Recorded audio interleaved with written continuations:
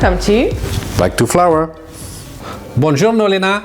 Ciao Arno. Okay, today we're going to speak about pizza. Yeah, definitely. More especially about pizza crust, in fact, not the final pizza, but here we have different pizza crust at different stages. We have some doughs, we have a pizza crust with nothing, and we have the final pizza. Yeah, the final product. So what is important when we speak about pizza? I think, of course, when we are looking around the pizza, what we like to see is the color. We can see here. And here on the crust also we can see it's something much more whiter. It's another type of pizza, but the color is something very important. Yeah, no, absolutely. The size also, the shape of it will matter a lot. It is. Of course, we want to have a good diameter, large enough to not feel robbed if we open the package and it's too small, but also we don't want it too big because if not it doesn't enter the package. Yeah, that's a problem. That's a problem. And also for the topping. If it's too small, then we are going to put tomato sauce all around it. And then for hygiene issues, this is terrible. Exactly. And depending on some product, we can also, because that's a dough that will rise, we will have a proofing. So here we have the dough before proofing here. And we already know this one is sold for making big bubbles like that. This one is more something like this. So the way the pizza crust is going to take volume and to rise is also something very important. Because that's determining the thickness of the pizza. Absolutely.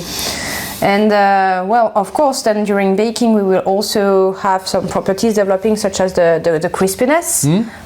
So we might want something not crispy, not too much at least, but for some of the pizza this may be a desired attribute.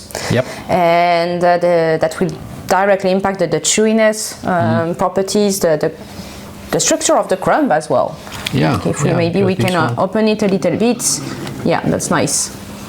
Yeah, we can see bubbles here. We like bubbles. Yeah, that's nice. Yeah, and this is really impacting the mouthfeel you have. You don't want it to be too hard. Of course, it has to be strong enough so it can maintain all the filling you're going to put in. So that's something very important. What I can feel also when I touch this one is that it's a very moist product. It's not dry. Yeah, no, sure, it is. It is very moist, and that's gonna be important if we want to keep it for the longest time possible. Yeah, particularly these ones. I mean, this one, they are frozen, so we can keep them longer. But this one, it needs to be on the shelf life for a long time. So staling here will play a major role. Once again, staling is very critical part because if you're buying something and it's already hot, you're not going to like it very much. And there is another thing which is very important with a pizza, that we are going to put a lot of sauce and topping on that. Yeah, and we don't want the sauce to get absorbed by the crust. We want to keep it on the top, not inside. Yeah, because if the crust takes the liquid, then it becomes soggy, and eventually even the pizza breaks down, and that's not great. So yeah, once again we are in front of a product that looks very simple, but in fact there is a lot to control. It requires a lot of control, and it requires a lot of quality from the flour. So what should be the main quality we are looking when we want to make a pizza crust like this one? Well, flour here is the major component of the formulation, so it's definitely critical. In particular, we want to ensure good plastic properties, elasticity, extensibility to control the shape, and that's due a lot to protein quality. So protein is definitely something that we want to control, the gluten. But also starch and enzymatic activity and damaged starch will be extremely relevant. Yeah, because that's impacting the color, of course. The more damaged starch, more enzymatic activity, and the more brown it will be. But also the volume and the rise will depend on all this system that we will be detailing in other videos, but that's very important. So damaged starch and enzymatic activity here. Correct.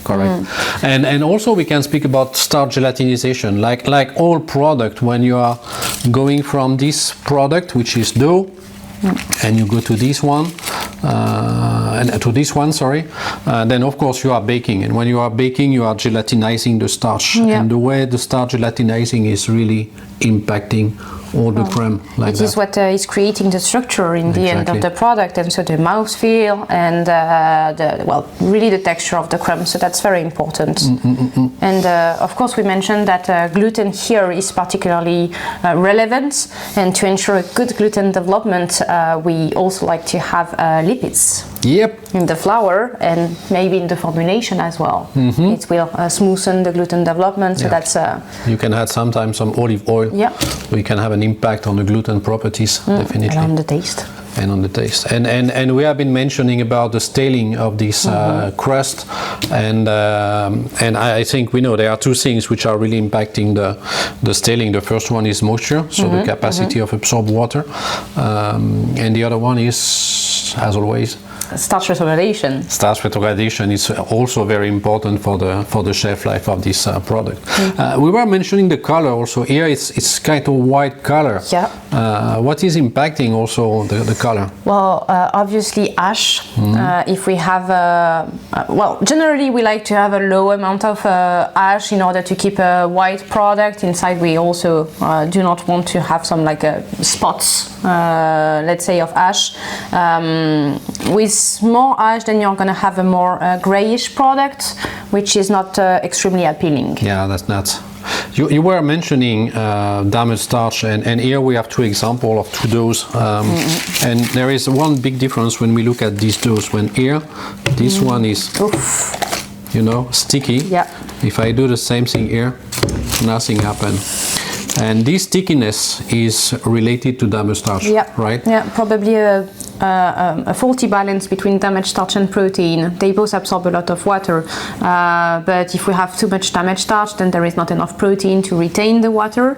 So yeah, maybe a little bit too much damaged starch here. So once again, flour properties are very important, and not only about protein, but a lot of things can be impacting the final result of the pizza.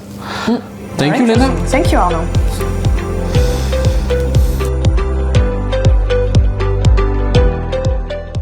Hey, Lena, you like pizza? I do. If you want to know more about pizza, you know you can join us on our website. Oh, I didn't know that. Yeah.